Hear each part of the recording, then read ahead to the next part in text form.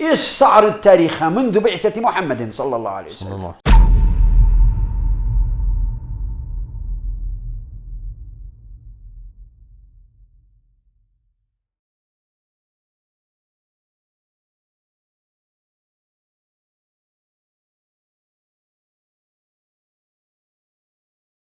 بسم الله الرحمن الرحیم.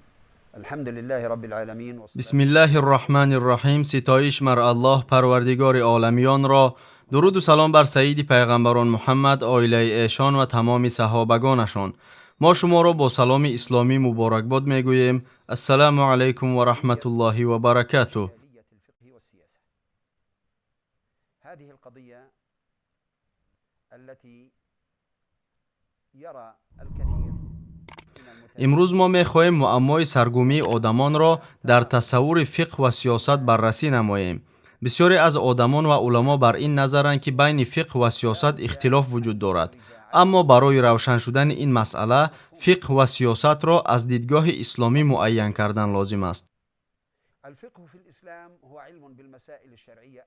فقه این علم درباره مسئله های شرعی عملی می باشد. این علم واقعه های جاری و واقعیت های موجوده را می آموزد تا درباره آنها از دلیل های مفصل شرعی که از کتاب الله و سنت رسول خدا صلی الله علیه و سلم گرفته شدند حکم شرعی برآورد. سیاست باشد در اساس احکام شرعی نگاه و بین کردن کارهای آدمان است.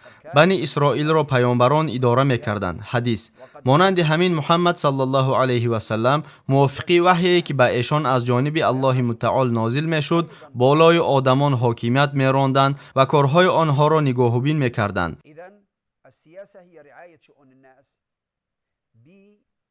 پس سیاست نگاه و بین کارهای مردم است که بر اساس احکام شرعی صورت می‌گیرد. فردها و گروه‌ها باید احکام شرعی را که از وحی گرفته شده‌اند رعایت کنند. افرادا ان يتقيدوا بالحكم الشرعي الذي جاء به الوحي.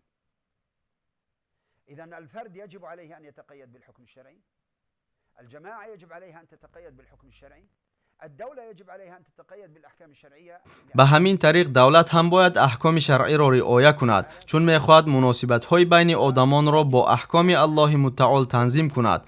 از این رو مردم به فقه نیاز دارند چنان که جسم به روح نیاز دارد. این وضعیت از افراد، گروه‌ها و دولت تقاضا می‌کند که با دانش فقه مسلح شوند. على الجماعات والأفراد والدول أن تتسلح بسلاح الفقه، سواء كان هذا الفقه من صاحب القرار مباشرة كعمر بن الخطاب. حاکم باید فقه را داند. حاکمان چون عمر ابن خطاب و ابوبکر فقیه بودند. حاکمان از نصوص مقدس احکام شرعی را استنباط نموده در عمل تطبیق میکنند. اگر آنها فقیه نباشند پس باید حل معماها را از فقیهان بگیرند. نه برای راهبر جماعت و نه برای راهبر دولت جایز نیست که حل را از غیر احکام شرعی بگیرند. از اینجا میفهمیم که چرا به فقه و فقیهان ضرورت وجود دارد. هنا تبرز الحاجة إلى الفقه والفقهاء وللفقيه في هذه الحالة. در مورد فقیهان دولتی در زمان حاضر باید گفت که فسادکاری های آنها الکی آشکار شده است. فقهاء الدولة، أما فقهاء الدولة فقد ظهر وبان عوارهم والأمة قد امت الکی از آنها دست کشیده است. من هؤلاء.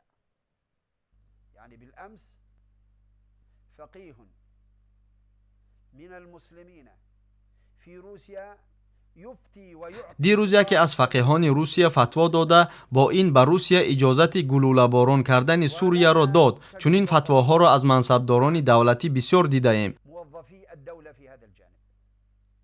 نأتي إلى فقهاء الجماعات والذين اکنون فقیهان جماعت ها را دیده می‌براییم. ما درباره آنها گمانی نیک داریم. نقش آنها در جماعت ها باید نظررس باقی ماند.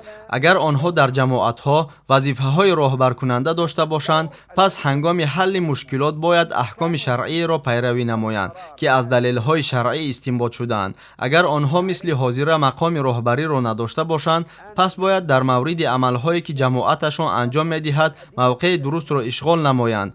الذي يعالج به المسائل والوقائع وإن كانوا ليسوا من أصحاب القرار كما نشاهد في الجماعات أن لكل جماعة شرعيين. آنها باید با این عملها در اساس احکام شرعی و دلیلها حلها پیشنهاد نمایند. فقیهان باید به جماعت درباره احکام شرعی سخن گویند و با مقصد پسند آمدن به یگان جماعت خوشامدگویی و پیروی از نفس نکنند. آنها از ملامت ملامتگر نترسیده باید حکم شرعی را رعایت کنند. دون مداهنة و بدون میل و هوى لأنه من الجماعة التي ينتمي إليها بل يعطي الحكم الشرعي في هذه لا تأخذه في الله لومة لائم. إذن هو ناصح.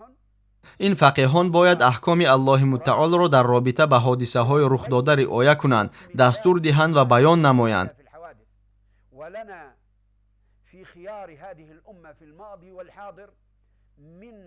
ما مسلمانان عالمان داشتیم و داریم که به سبب یک فتوا از امتحانهای بزرگ گذشتند. باید نقش عالمان همین خیل باشد. شاید خدا نکند عالمان از آن گروه باشند که به نفس خود پیروی نموده با تجارت دین الله مشغول هستند. اگر آنها پیروی نفس خود شوند، فتواهای خواهند داد که نه شریعت بلکه جماعتشان از آنها تقاضا میکند. مثلا وقتی که جماعت خواهد به یگان عمل سیاسی دست زند، از فقیه جماعت خود خواهش میکند که اعمال جماعت را با شریعت زیب و زینت دهد و او در نوبت خود به نفع آن عملها دلیل ها می آورد. این فقیه در پی نفس این جماعت دلیل می آورد. من نمی خواهم نام این گونه جماعت ها را نامبر کنم و چنین رویدادها را ذکر نمایم تا مردم نگویند انا آنها به این هم در چنین یک حالت وزنین قرار دارند، اما با وجود این به همدیگر ضدیت می کنند. بل یجب علیه ان یبحث فی المسأله ويقول هذا حكم الله فيها أو هذا هو الرأي الشرعي في المسألة. این فقیهان مسائلی را که جماعت‌هایشان به آنها روبرو می‌گردند باید آموزند و درباره احکام شرعی آنها آشکار سخن گویند. اگر خطا کرده باشند از ترک فکری غلط خود و بیان آشکار عاید آن که آنها در این یا آن مسئله به خطاگی راه دادند نباید شرم دارند. این کار را باید کرد تا آدمان به این فکری غلط پیروی نکنند. واقعا در عین زمان در مورد رویدادها و مشکلات نو به نو رأی‌های شرعی ضرورند. همه این معماها با عمل‌های سیاسی علاقمند هستند. سیاستمداران باشند هنگام انجام دادن عملهای سیاسی نیتهای اصلی خود را پنهان می‌دارند. چنین هم می‌شود که پس از یک مدت کوتاه ما درباره عملهای پنهانی که از آنها بی‌خبر بودیم معلومات می‌گیریم. با برابر فهمیدن این فقیهان باید از رأی‌های نادرست خود دست کشند. کبر و غرور نباید آنها را به گناه تلا دهد که به سبب این در رأی نادرست خود پافشاری کرده به آن اهمیت نخواهند داد که پیروی از این رأی باعث هلاکت امت اسلامی می شود. قیل له انك في وضع الاعتقال والمحنه والتعذيب يجيز لك الشرع يرخص لك الشرع ان تقوم.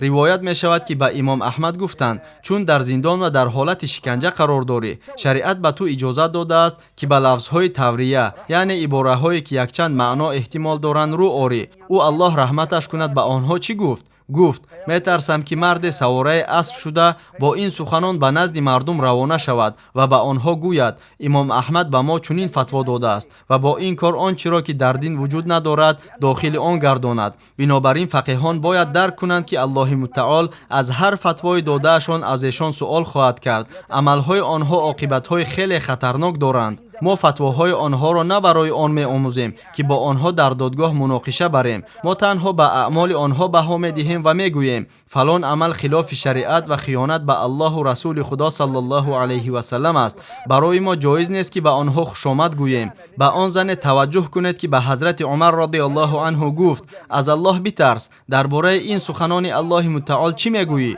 و به انکار کردن رأی عمر شروع کرده آیات‌های الله را دلیل آورد. عمر به وی گفت زن حق است اما عمر باشد خطا کرد. خطاگی عمر را اصلاح نمودن زن درجه عمر را به هیچ وجه کم نمی کند. اما اگر شخص خود را فقیه و صاحب علم حسابد و باور داشته باشد که مقام او بالاتر از آن است که کسی به او مخالفت ورزد او را اصلاح نماید نصیحت و انتقاد کند پس باید جای خود را در دوزخ آماده سازد.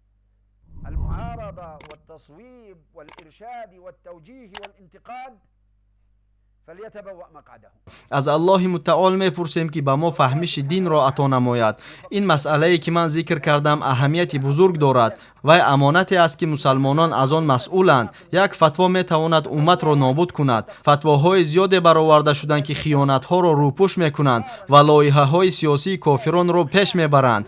имрӯз вақте ки режимҳо дар кишварҳоямон заиф гашта ба барҳамхӯрӣ оғоз намуданд, душманон мехоҳанд ки режимҳоро дубора мустаҳкам кунанд. онҳо ин режимҳоро бо дастони кӣ мустаҳкам мекунанд? ҷонибдорони дунявият? дунявиҳо режимро он тараф истад. имрӯз худро мустаҳкам карда наметавонанд. душманон ба ин кор ғайр аз онҳое ки салла пӯшида риш мегузоранд каси дигареро наёфтанд. пас бигзор ин нафарон ки дар паси салла ва ришу худ пинҳон шудаанд пуштибони дунявият нашаванд. лоиҳаҳои ғарбро дар кишварҳои мусалмонон бо фатвоҳои худ пардапӯш накунанд. василаи душман барои аз байн бурдани уммат нашаванд. як сухани фақеҳ метавонад хуни ҳазорон мусалмонро резонад. аз аллоҳи мутаол илтиҷо мекунем ки моро аз касоне гардонад ки дар сарҳади фармудаҳои ӯ истодагарӣ мекунанд ва ба ӯ ниҳону ошкор итоат менамоянд. ассалому алайкум ва раҳматуллоҳи ва баракатуҳ. тамошобинони гиромӣ, агар хоҳед ки наворҳои мо зуд ва бардавом бароянд, пас зер кардани тугмачаи лайкро фаромӯш накунед. албатта дар шабакаи мо обуна шавед ва видеоҳои моро ба дигарон бирасонед, зеро расонанда мисли амалкунанда соҳиби мукофот мегардад.